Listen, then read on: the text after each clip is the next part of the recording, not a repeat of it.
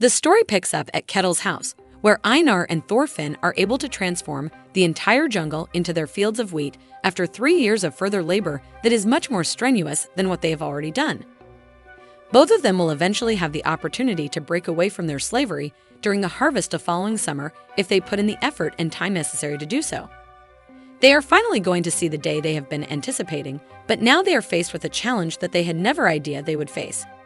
What should they do after being free?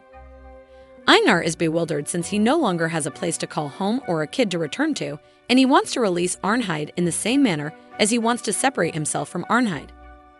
Thorfinn is also concerned about his future, since he must decide whether or not to return to Iceland in order to concentrate on his idealistic vision of a future free of slavery and violence.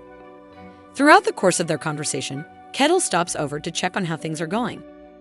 Ketil gladly recognizes the hard work that his two slaves have put in.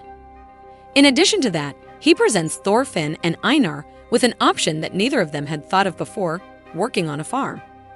Despite this, the second half of the program begins with King Canute and his army making their way from England to Jelling, which is located in Denmark.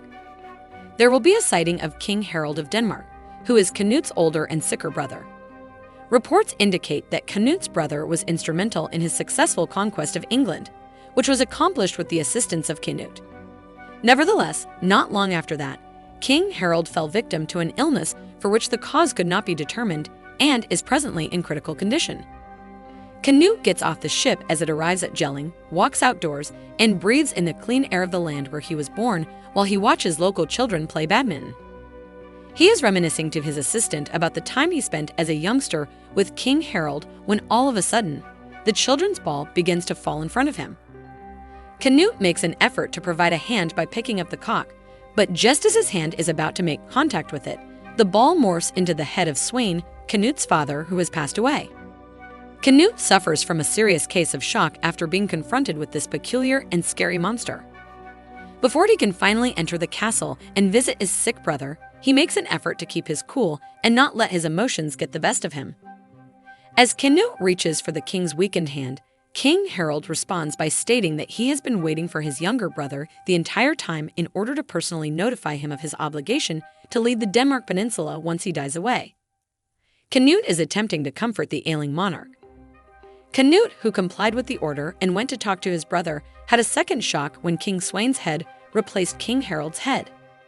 Sweyn makes fun of Canute, who it turns out was the one who poisoned and killed his brother, despite the fact that Harold is friendly to him. But Sweyn does this anyhow.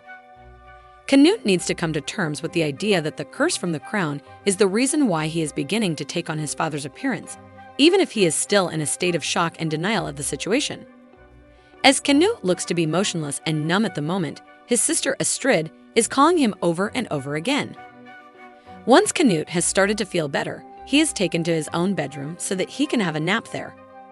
When the king is sitting in his room alone himself and reflecting on what he had just witnessed earlier, the head of King Sweyn suddenly materializes in front of him and challenges him. The time has passed. Canute is informed by the skull, which is lying on the ground, that the reasons that drive him to behave in a particular manner cause him to behave like a king.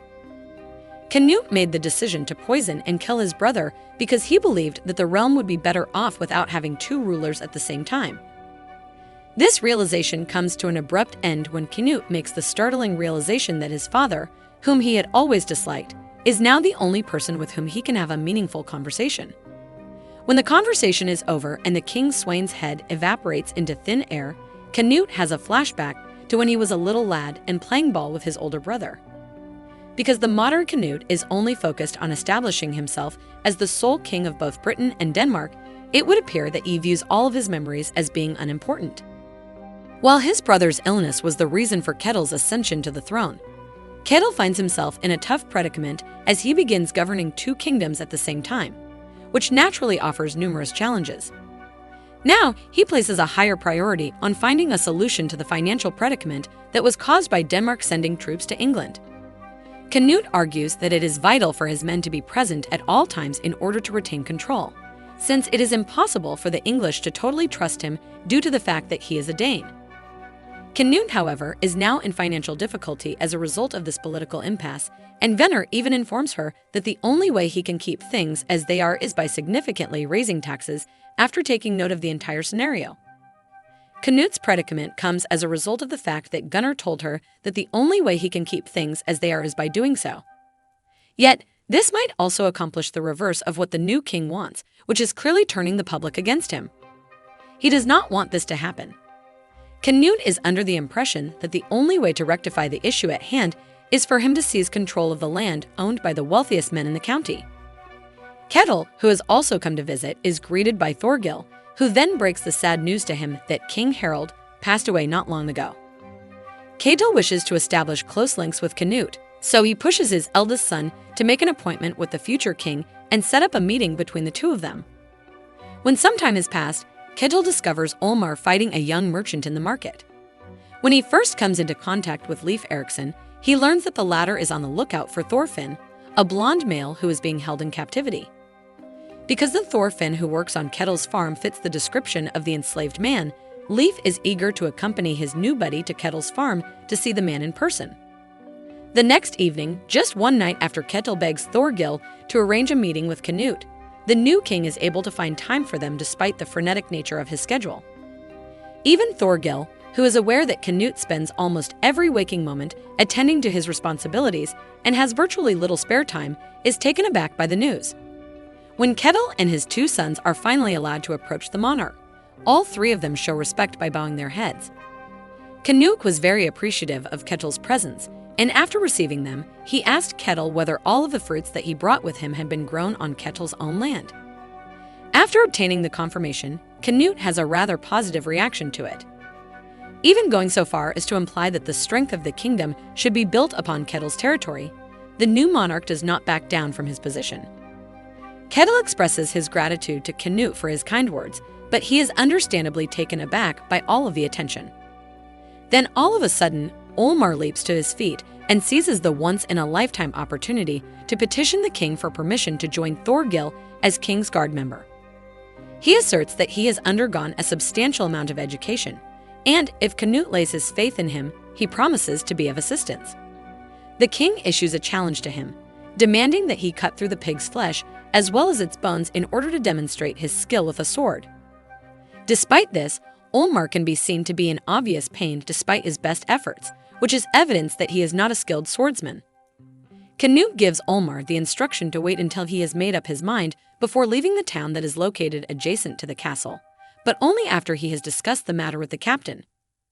In the latter hours of that day, Thorgil gives Olmar a rebuke and warns him not to do anything that may be considered damaging to the name of their family.